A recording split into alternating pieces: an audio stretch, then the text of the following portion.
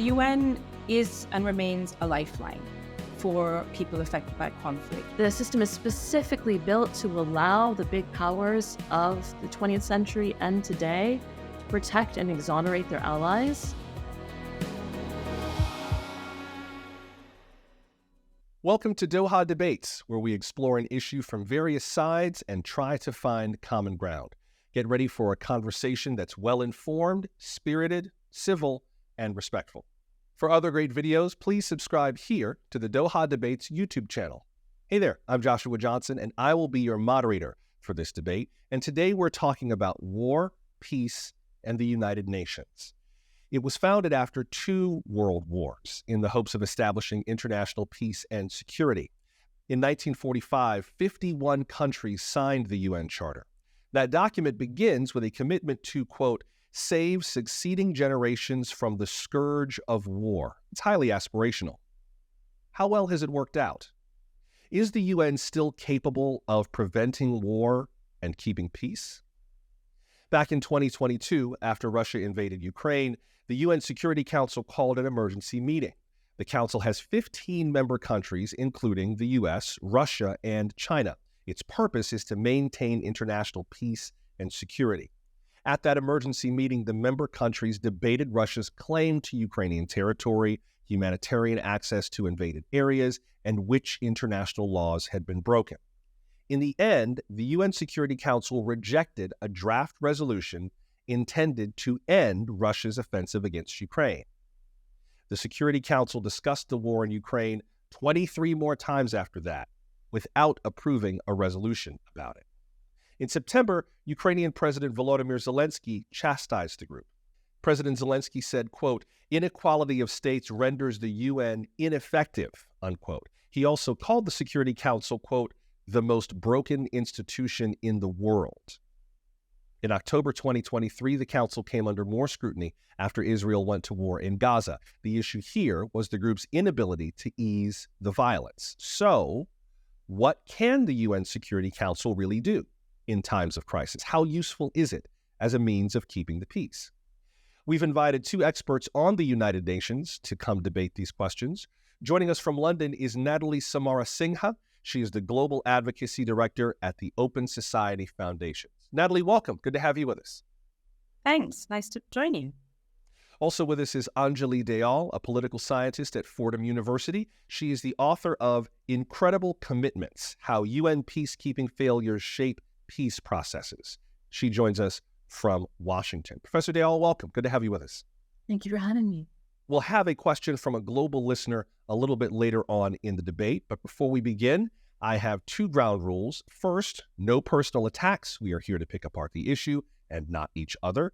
And second, every question needs a direct answer. It's fine to think out loud, of course, and I don't know is always a perfectly legitimate answer, but please don't pivot to another topic until you've answered the question at hand. And please, my very biggest pet peeve, please don't answer a question with a question.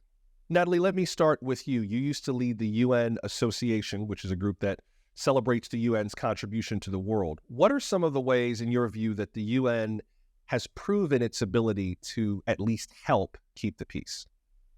Well, I have to say that that job at the UN Association, it was in many ways a really hard gig because of the comments that you made in your introduction.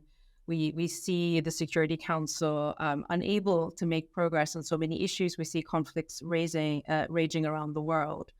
But I think there are 3 things I would point your listeners to. One, the UN is and remains a lifeline for people affected by conflict. Millions of people rely on the UN for protection, for shelter, and other basic needs. UN peacekeepers go where others will not and cannot.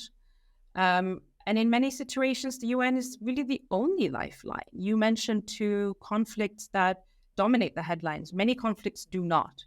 So where there is less interest by the public, by big powers, that is one of the crucial spaces where the UN is able to act. You have mediation by senior officials. You have the humanitarian responses of its agencies. You have its efforts to prevent chemical weapons and nuclear weapons and control other forms of arms. You have efforts to build peace through social justice and development. You even have its efforts to address the existential challenge of climate change, which is already driving conflicts and will do so much more in the future. The second point I think I used to make is that there is a tendency to romanticize that moment you spoke about when the UN was founded as this sort of moment of unity and idealism after the Second World War. I think that is a powerful story that inspires people, but the reality is somewhat different. The UN was founded when the war was still raging. It is a wartime alliance that became something different. And the sort of the structural design flaws that Volodymyr Zelensky referred to, they're not accidental. They're deliberate. They're based on the sort of political calculation. Hey, if we give special privileges to the most powerful through permanent seats in the Security Council and veto powers, then we have a better chance of keeping them on side and giving them an interest in upholding, that system. What else do we have? It sounds a little bit hollow, but when you really think about it, what are the alternatives? You have the G20, now the G21, but even with the recent addition of the African Union, it's not a universal space. A lot of countries aren't there. So it cannot be, a global forum like the General Assembly. It doesn't have the mandate that the Security Council does to look after matters of peace and security. And however frustrated we are with the Council, I think part of that frustration comes from the fact that we still believe it has that mandate. And you look at regional organizations, the African Union I mentioned, the European Union, that really doesn't exist in other parts of the world. So when it comes down to it, we're kind of stuck with the UN, and we need to try and make it as effective as possible, bearing all of that in mind. Anjali, you've written that the UN has structural flaws that prevent it from adequately preventing war. What do you mean by that? Yeah, similar to what you and Natalie were talking about just now. That the UN is built basically in the shadow of two big fears. And those fears are the fear of a third world war and the fear of the two big powers in the world at the time of the UN's founding walking away from the UN system, so the US and the USSR. And the fundamental flaw in the UN's ability to maintain international peace and security is related to both those fears. The UN Security Council maintains international peace and security in the world. It's the entity that decides what force is and isn't legitimate. It's the entity that decides what problems and what conflicts in the world get the full complement of multilateral intervention, which people get protection from the international community. But in order to keep the great powers of the day invested, they each got a veto. So the UK, the US, Russia, China, and France all get to put their hand on the scale. They get to put their thumb on the scale of international peace and security and decide what is and isn't legitimate aggression, and what people do and don't get protection. And today we actually have the same problem, which is that the Security Council is working exactly as it's supposed to work. It is working because the great powers of the day sit down and they get to decide what is and isn't legitimate violence, what is and isn't legitimate conflict, and who gets protection. But the cost of that to everybody else is that some people don't get the protection of the international community. Some people don't get the full suite of multilateral involvement. The system is specifically built to allow the big powers of the 20th century and today to protect and exonerate their allies, to engage in proxy wars without any kind of real retaliation. And so this fundamentally broken system is paradoxically actually working as it's intended to work. And it will only change when these 5 permanent members want it to change. When they sit down and they say, we have to revise the international compact that we have because the stakes are too big. Natalie, you wrote an op-ed for Pass Blue that said that focusing on the Security Council is reductionism, as you put it. Elaborate on that a little bit. Is there more that we should be seeing as we try to answer these questions besides just the Security Council? I think people spend a lot of time focusing on the council and the words, and sometimes, people, including in my world, we see the Security Council adopting a text as the end point. I mean, it really isn't. It's just a framework. You have to implement it and so on. I think it would be much better if we looked at what does the UN system, and not just the UN, what do other institutions contribute to the maintenance of peace and security? You have the preventative aspect of development agencies, you have the responsive aspect of humanitarian agencies, you have the powers of the General Assembly, which is a much more legitimate body that can do lots of things that the Council can do on sanctions, on peacekeeping. So a lot of the innovation in the UN system comes from there. You have the role of the Secretary General, of other senior officials. So I think by over-focusing on the Council, we're not really thinking through what is this kind of life cycle of crisis? How does it start? How do you prevent it? How do you get from management, and crisis response to peace building? And that, I think, is a huge blind spot sometimes when we have these debates. We always end up talking about the Security Council. Let me zoom in on that a little bit, Anjali, because I hear the point that Natalie's trying to make, that there are other tools within the United Nations that also have efficacy, that can create an environment where nations have just another set of options. You look at the current Secretary General, Antonio Guterres, he's not shy about using his bully pulpit. He's been very outspoken about Ukraine and climate change and the impact of children in conflict zones. I might not even be aware of how many children are caught up in conflict zones or deadly situations around the world unless Secretary General Guterres put out an annual report about it. Is it perhaps that there's a structural issue, or is it an implementation issue? Is the issue that the tools are there, but maybe some of the people who have been at the UN could just use them more effectively? This is actually a fundamental problem of international law and international organizations in general, which is that all participation is fundamentally voluntary. All obligations are voluntarily adopted. And so, when we think about why things do or don't happen, the reason they do or don't happen is because member states do or don't want to do them. And so in that sense, right, when we think about whether or not this is a fundamentally structural issue, it is at every single level, right? We have international problems that rely on the enforcement of member states.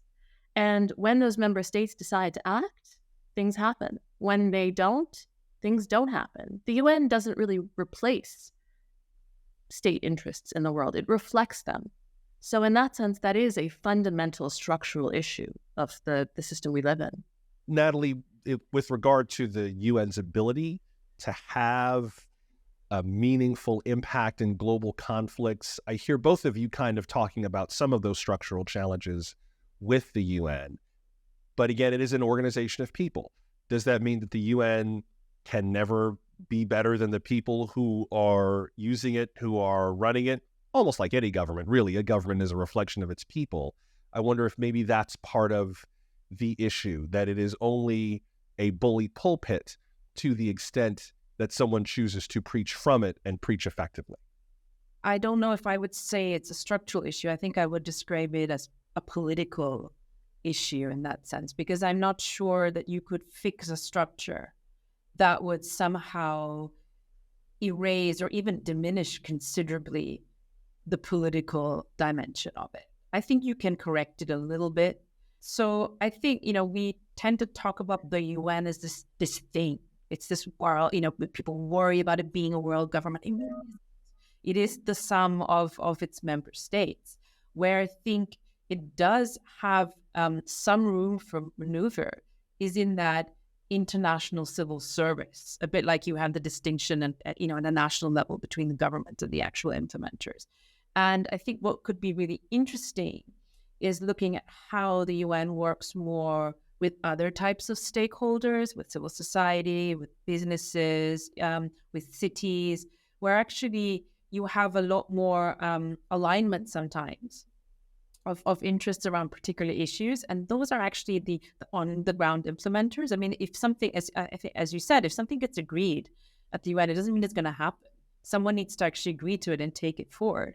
And I think it's really interesting. We have this narrative around, the UN, somehow all these international agreements, they take away the control. No, governments opt in to the system. They opt in to the agreements. No one is forcing them to do anything. So I think that's one way that you can maybe change the structure to maybe dilute a little bit the hard national interest elements that come to play. But I think ultimately it's always down to politics. It's always a question of politics. That kind of gets to the question from our global listener, which I'd love to get to now. Omar al-Shogri is a Syrian refugee who addressed the UN Security Council to express his anger and to urge the UN to do more to help the Syrian people. He has a personal story to tell and a question for our guests. Here's what Omar had to say. My name is Omar al-Shogri. I was forcibly disappeared by the Syrian regime, tortured, and starved, till the day my mother managed to smuggle me out. My father and 2 brothers were killed in a massacre by the government as well. Today I work with the Syrian Emergency Task Force, and I am a public speaker on trauma as a driving force and storytelling. The UN repeatedly fails to take preventive actions or hold perpetrators accountable for their crimes against humanity and against international law, unless Western interests are seriously affected. For example, what happens in Syria has been addressed by doing almost the bare minimum, and the response in Gaza was no more than almost invisible actions. Compare that with the response to Ukraine, and you will see a significant difference. It makes me, of course, happy to see Ukraine being supported because their struggles are ours too. But it's hypocritical if the same support is not given in every case. So what actions should the UN take to address this hypocrisy? Omar, thank you for your question and thank you for sharing your personal story. Natalie, could I put Omar's question to you first? Yeah, it's hard to disagree with anything that Omar said. And I think one thing I'm always mindful of is when we have these sort of slightly abstract theoretical debates about the utility of the UN is it really doesn't matter to people on the ground. What matters is how we can get action through.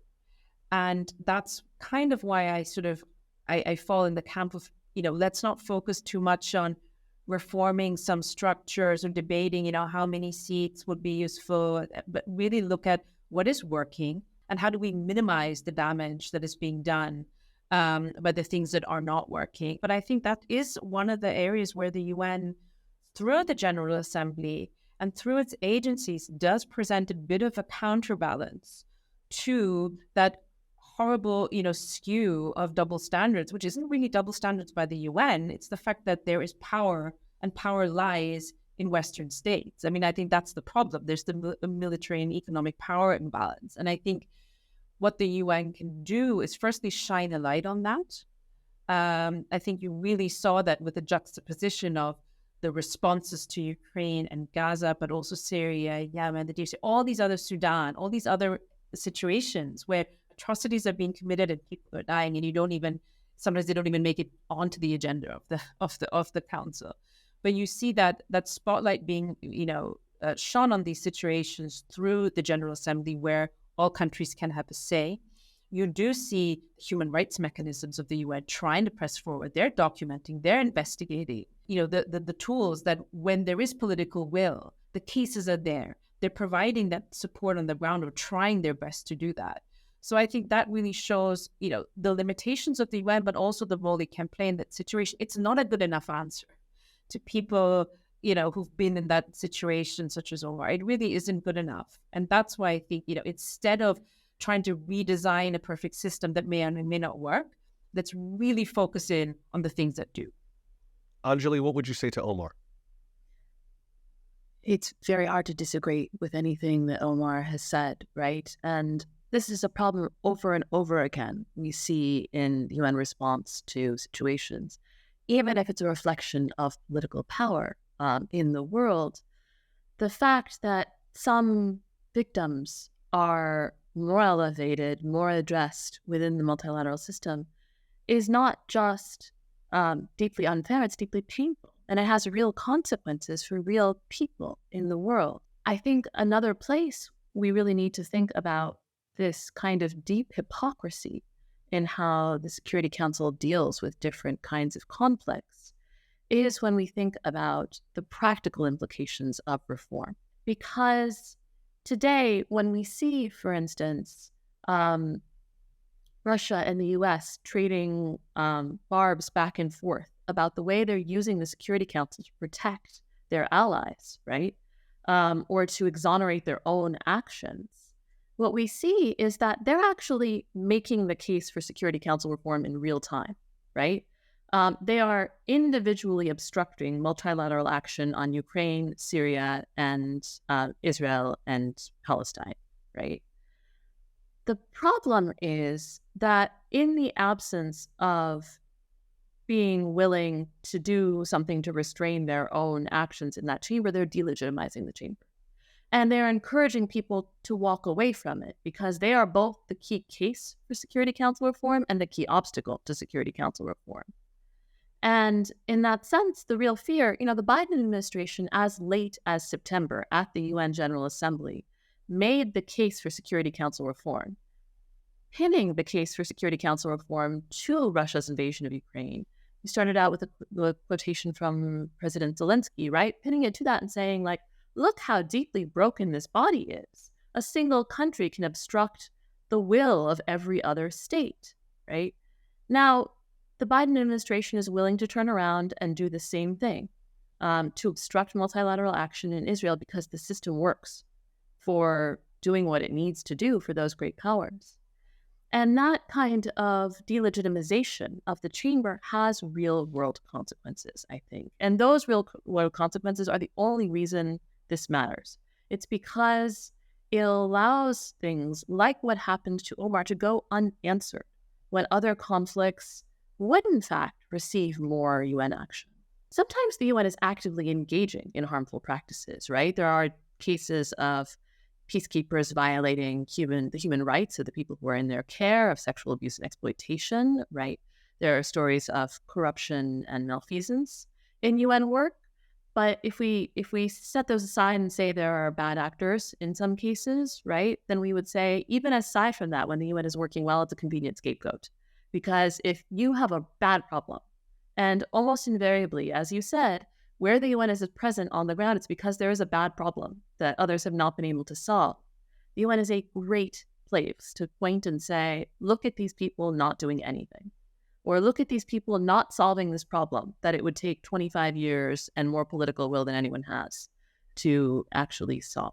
I was going to ask you about this, Natalie, but the Blue Helmets, the UN peacekeepers as they're known, could I just ask you to respond to some of the concerns about them? There's been a reporting from groups like Human Rights Watch that have found that peacekeepers in Haiti, Somalia, the Central African Republic have at least been accused of committing acts of sexual violence. Natalie, before we begin to wrap up, could you respond to some of the concerns about what the UN peacekeepers actually do on the ground, particularly those moments where they may seem to be less accountable or even committing atrocities themselves in some cases? I don't think I would disagree with anything that Anjali has said. These things have happened. There are accusations, and there have been cases where they have been proved to be right. Whether that's corruption or sexual violence, or it has happened. It is an ongoing issue. I think that lessens the value of peacekeeping as a whole. It means we need different safeguards and transparency. The UN needs to get much more comfortable with being held to account, quite frankly. Compensation to victims, all of these issues are things that need to be looked at seriously.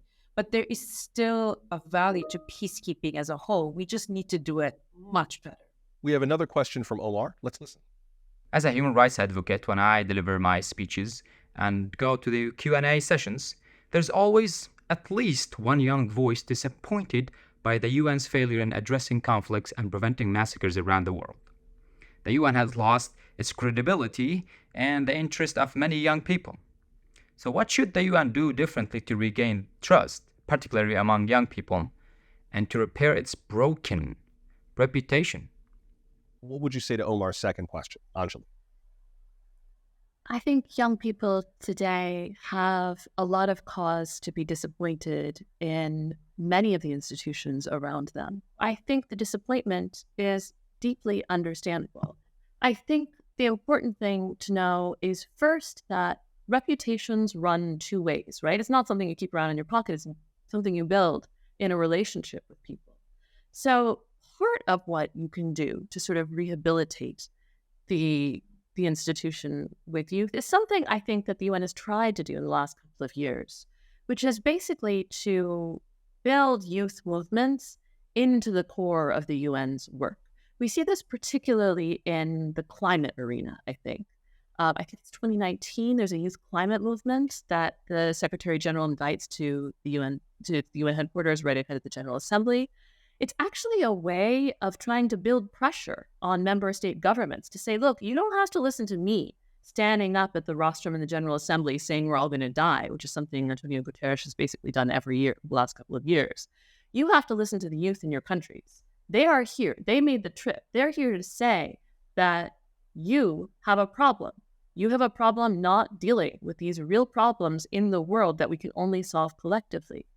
And in turn, that kind of building of that movement and, bringing it to the UN, putting the UN's legitimacy behind that movement for governments, creates a sort of pressure mechanism where essentially the UN is saying to governments, your youth, your people, they're so dissatisfied with your inability to take action that they're going to come here. They're going to leave school every Friday, right? They're going to strike. They're going to do all of these things to show you that this world that we've built is not okay with them. So in that sense, I think part of what the UN can do is continue to do that, right? To be attentive to the interests and the concerns of youth and to try and put them above the interests and concerns of governments in some places, right? You started out with the preamble to the UN Charter, We the Peoples of the United Nations, right? The Charter is issued in the name of the peoples. It's not issued in the name of the states of the United Nations. So in that sense, amplifying the voices of youth in that way and giving them a stage is important.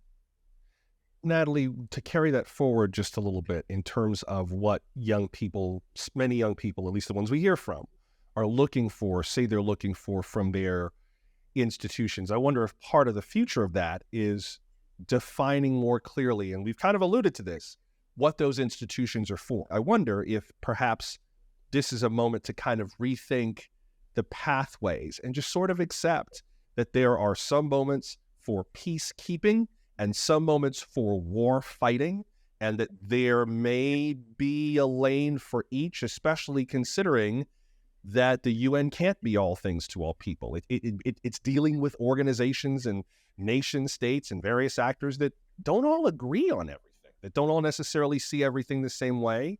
There's a time for war and there's a time for peace, and it's not always going to be the time for the UN. Look, I think there's an education aspect here, not just for young people, but for the public in general. I think the UN is sort of all things to all people, but I think part of the reason why people think that is because the UN is trying to be all things. It's doing too much. I do think, though, that it is a little bit, sad in a way that we would convey to young people like Omar, hey, just tone down your expectations. I think they've absolutely every right to be frustrated, to be angry, to be concerned. Open Society did a big poll on attitudes towards democracy, rights, international institutions, and we found that, yes, as Anjali said, there is still quite a lot of support everywhere in the world. But what is really alarming is that support seems to drop the younger you go, which is very counterintuitive to what I would have thought. But when you drill down, it's not because they don't like these things in theory. They do. They just see them failing time and time again. I think the UN is trying now to integrate young people more into how it works, into its decision-making. There's a youth office that's recently been agreed. Next year, hopefully, there will be the adoption. In 2024, there will hopefully be the adoption of a declaration on future generations, which is exactly trying to do what Anjali, you were saying, look beyond the narrow, immediate national interests to the types of problems the UN is and will need to address. But I think there's also here a role for national governments and for young people themselves. So for national governments, look at how few young people are in government, in parliament. Representation is super low. It's under 3% globally for parliamentarians aged under 30. That is way, way, way too low. And you also look at young people. I think there is some responsibility, and I hate telling young people you need to do something because young people are actually doing so much already. But young people and citizens in general need to kick up more of a fuss about the way their governments think of the UN and the attention they pay to international organizations. But actually saying, hey, why are you telling us this at home and then acting in a totally different way globally? I think that would be a big wake-up call. If young people and others just got to say, look, we see you, we call you out the way you behave here and in the way you acted on Ukraine, the way you acted on Syria, we see that. every life is equally valuable. We need that kind of basic campaign. And it's sad that we do. But that's the sort of thing I think that, young people could take up and then take into the other forums.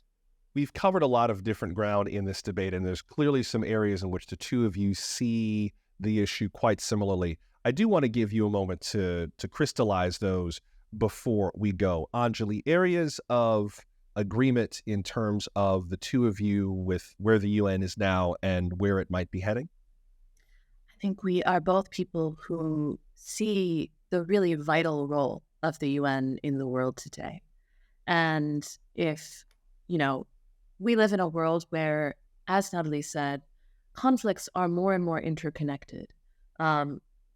Huge global problems are more and more consequential in the lives of people day to day. And in that context, we really need a global institution that coordinates problem solving, that allows smaller states in particular to build coalitions in their own interests. I'm thinking, for example, of the small island nations and their advocacy about climate change, right? Things like that are only possible in the condition of a global institution like the UN. So the case for the UN, I think, has never been stronger. And in that sense, we are dealing with the mismatch between an institution built to accommodate the fears and the problems of the last century being an institution that's even more important when we're faced with the problems and dynamics of this century. So in that way, I think we converge on the vital need to have a healthy, robust, and transparent United Nations where there is a more democratic set of practices within the institution in order to bring forth better outcomes for people worldwide. And Natalie, areas of common ground? I think what really resonated with me, Anjali, is this idea that, you really need to look at transforming the UN from the perspective of the impact it needs to have, as opposed to how do we rearrange the deck chairs. And, the reason we have, I think, this huge structural design, it's not a flaw, it's deliberate, with the P5 and their privileges, is because the system was designed to compensate for what was seen as the flaw with its predecessor, the League of Nations. And we still do that. We look at the last conflict, the last situation, or the current set of problems. But by the time we get to agreement, they're already in the past. So we need to be more forward-looking and anticipatory. And whatever we do needs to be much more flexible. So let's not put in place another structure that is equally as rigid given how fast things change. And I think being more realistic about the UN and what it needs to, what it can achieve doesn't mean we have to tone down our ambition on what it should be doing. So I think we need to try and keep that aspiration alive, but just think about the players who contribute that in a much different way. Natalie Samarasinghe, Global Advocacy Director at the Open Society Foundations. Natalie, appreciate you being part of this debate. Thank you very much. Thanks. Nice to join you. And Anjali Dayal, Political Scientist at Fordham University. Thank you as well. Thank you very much. Doha Debates is a production of Qatar Foundation. Our podcast is produced by FP Studios and Doha Debates. Our producer is Yulian Haida. Special thanks to James Wally. FP Studios Managing Director is Rob Sachs. Our executive producers are Katrine Dermody, Jafet Weeks, Amjad Atala, and Jigar Mehta. To learn more about Doha Debates, please head to Doha Debates, that's DOHA debates.com, where you can find out more about our other podcasts, short films, upcoming events, and more. And please, if you like this podcast, please follow the program and write us a review. So until we meet again, I'm Joshua Johnson. Thanks for listening.